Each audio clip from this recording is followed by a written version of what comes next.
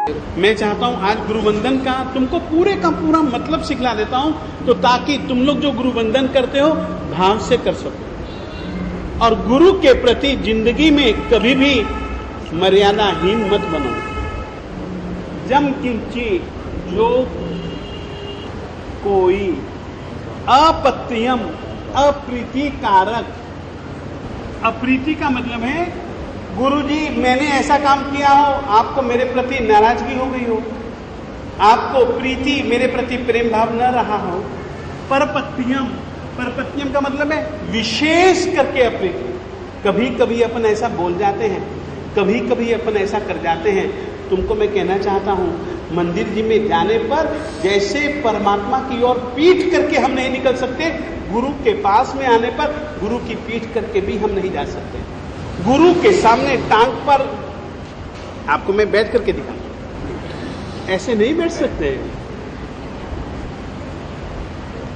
अभिमान का ही मुद्रा है यह, विनय की मुद्रा नहीं है। सो अपत्यम परपत्यम, भत्ते आपके आहार पानी में, भत्ते पाने आहार पानी के विषय में मैंने कुछ ध्यान नहीं रखा आपका। विनय, आपके प्रति विनय व्यवहार, गुरुजी आए और हम खड़े ना हो, गुरुजी कहें और हम सुने नहीं, गुरुजी आए जा रहे हों तो गुरुजी महाराज साहिब जी के साथ में हम चले नहीं। हम तो मेहमानों को लेने के लिए जा सकते हैं, गुरुओं को लेने के लिए छोड़ने जाते हैं। हम लोग मेहमानों को छोड़ने के लिए चले जाते हैं, गुरुजी को छोड़ने के लिए हम अपनी दुकान थोड़ी ना छोड़ते हैं। ये सब विनय वृत्ति है। विनय वेया बच्चे आपकी सेवा न की, आलावे सनलावे, आपसे एक बार बातचीत करते हुए कुछ मेरे से गलत बोला गया जिसके कारण से आपको अप्रीति हुई हो, सनलावे बार बार।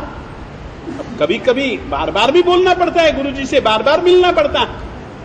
उच्चासने, गुरुजी आपसे उच्च आसन पर मैं बैठा, गुरुजी आपके समान आसन पर बैठा। अंतर्भाषाएं, आप बातचीत कर रहे थे, कोई विषय किसी को दे रहे थे और मैं बीच में टपक पड़ा।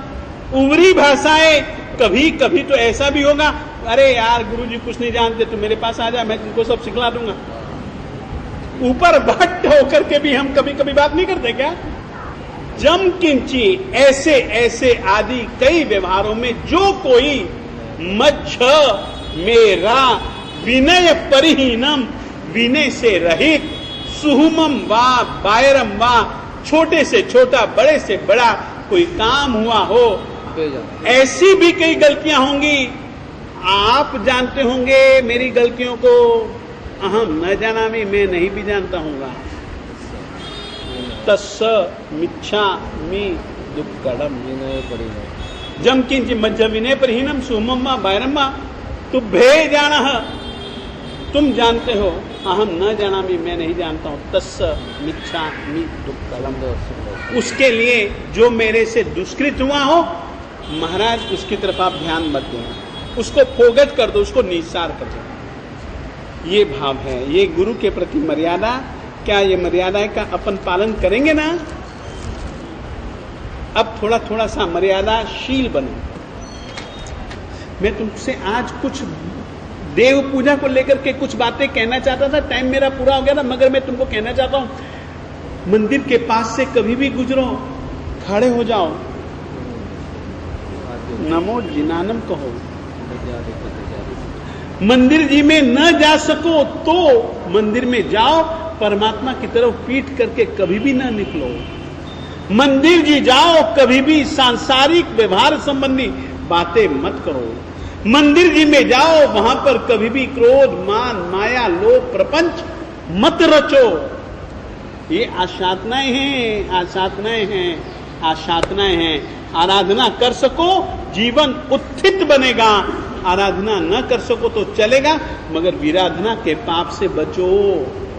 मंदिर जी में जाकर के कोई आराधना कर रहा हो, उसके सहयोगी बनो, उससे उसकी आराधना में विक्षेप पैदा मत करो।